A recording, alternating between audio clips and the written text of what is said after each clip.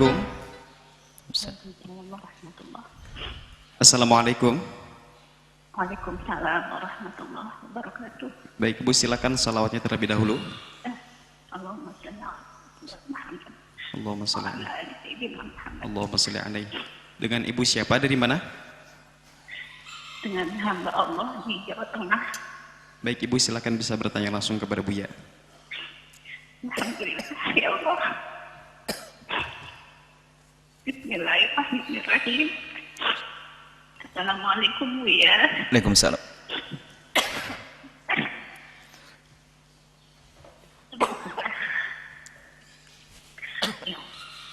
Ya, salam takdim.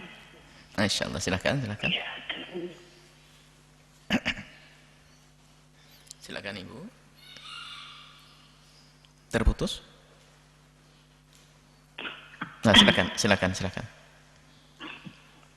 salam takdim kami untuk Buya dan Umi. Semoga. Salam rindu kami untuk bertemu bertatap muka dengan Buya dan Umi, Masya Allah. untuk menceritakan dan mencari solusi secara langsung untuk permasalahan hidup kami. Karena ini sama sekali bukan hal yang patut untuk didengar oleh banyak orang, dan mungkin tidak bisa secara maksimal saya bercerita. Tapi jika memang hanya ini yang bisa saya lakukan, saya akan lakukan dengan sepenuh hati. Semoga yang mendengar Silakan. dapat mengambil hikmah dari cerita saya ini, Buya. Gimana? Silakan. Buya, alhamdulillah, awal Januari lalu saya telah dihitbah oleh laki-laki yang soleh, yang insya Allah lembut hatinya, taat beragama, sayang pada keluarga terutama ibunya. Beliau juga pernah bertemu dan salaman dengan Buya di suatu kota di Jawa Barat. Semoga momen itu bisa jadi saksi beliau menghisap nanti bahwa beliau adalah orang yang soleh. Amin. Sebentar, gimana? Ya, Kenal kami gimana? Beliau pernah langsung salaman dengan Buya. Oh, baik. Katanya, kami telah melewati banyak hal, Buya. Hikmah sudah diundur beberapa kali dari tahun kemarin. Karena banyak hal, karena ibu saya meninggal, pandemi dan kebijakan pemerintah, karena kami beda provinsi. Kemudian ayahnya meninggal juga, dan lain-lain. Alhamdulillah semuanya akhirnya terlaksana dengan baik ya, sampai hari khitbah kemarin itu. Tapi keesokan harinya, Mbak disambar petir, Buya, di siang bolong, saya mendapat kabar bahwa calon saya telah melakukan dosa besar. Gimana? Telah melakukan dosa besar, Buya. Beliau terperosok ke lubang mita, Buya. Saya melakukan apa, Ibu? Saya tidak mampu, Buya, mengucapkan hal itu. Baik, dosa besar antara judi, sholat, baik. Dosa besar terus? Setelah banyak perdebatan, akhirnya semuanya terbongkar, Buya. Dia melakukannya di tahun lalu bersama perempuan yang suka padanya. Gimana melakukan? Setelah banyak perdebatan, mungkin mic-nya agak dijauhkan. Mohon maaf, mic-nya dijauhkan dari lesan supaya lebih jelas. Baik, gimana? Setelah melakukan banyak perdebatan, malah tidak jelas. Sebentar. Kami tidak bisa dengar. Mohon maaf, kami tidak bisa mendengar. Ya, baik. Halo? Ya, silakan. Halo? Ya. Dia melakukannya di tahun lalu, Buya. Melakukan apa? Ada yang Melakukan. tolong didengar ya. Didengar yang benar. Ya, didengar. Didengar, sebenarnya tidak bisa mendengar. Didengar apa? Nah, gimana? Ya, dia melakukan dosa itu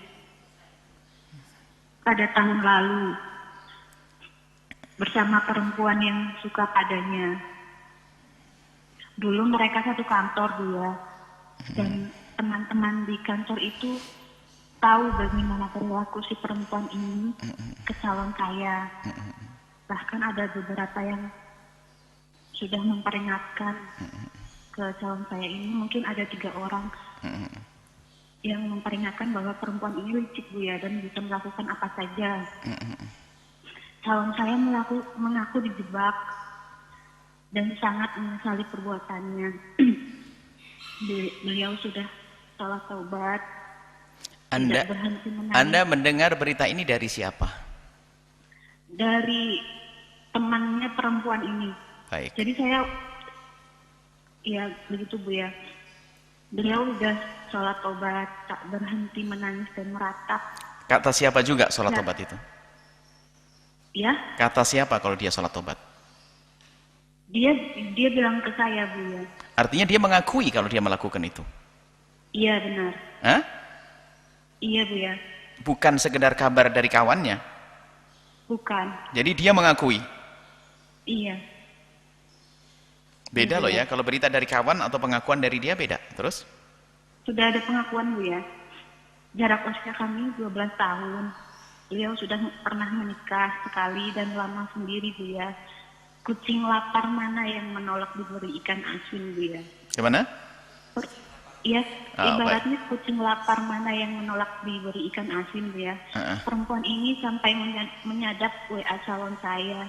Beliau tahu beliau sedang ada di mana, dengan siapa, tahu nomor-nomor dan sosial media saya. Padahal belum pernah sekalipun bertemu Bu ya. Baik. Yang sekarang dirasakan, ya kurang lebih seperti itu. Kami sangat bimbang. Di satu sisi kami mendapat seperti kecondongan dan mimpi semuanya seperti itu Bu ya. Jadi kami mohon bimbing kami ke jalan yang diridhoi Allah. Kami takut tersesat. Apapun hasilnya nanti, kami hanya bisa ikhlas melakukannya dan berpasrah. Semoga Allah membuka pintu ampunan seluas-luasnya untuk saya, beliau, dan perempuan itu. Amin. Kami akan merasa sangat beruntung Bu ya, dan bahagia jika Bu ya dan Umi berkenan mendengarkan cerita kami secara langsung. Karena masih banyak hal yang ingin saya ataupun beliau sampaikan Bu ya. Terima kasih Bu ya, salam takdim kami Bu ya, untuk Umi juga. Assalamualaikum warahmatullahi wabarakatuh. Waalaikumsalam warahmatullahi wabarakatuh. Masya Allah, saudari kita ini sudah dipinang oleh seseorang. Akan tapi setelah itu terungkap bahwasanya meminang itu adalah melakukan satu dosa besar. Sekarang yang perlu diwaspadai hal yang serupa. Banyak orang yang tidak senang jika ada orang senang, sehingga berusaha untuk menghentikan kesenangan itu atau menggagalkan, membatalkan. Di antaranya kisah ini, ada orang sudah tunangan baik-baik,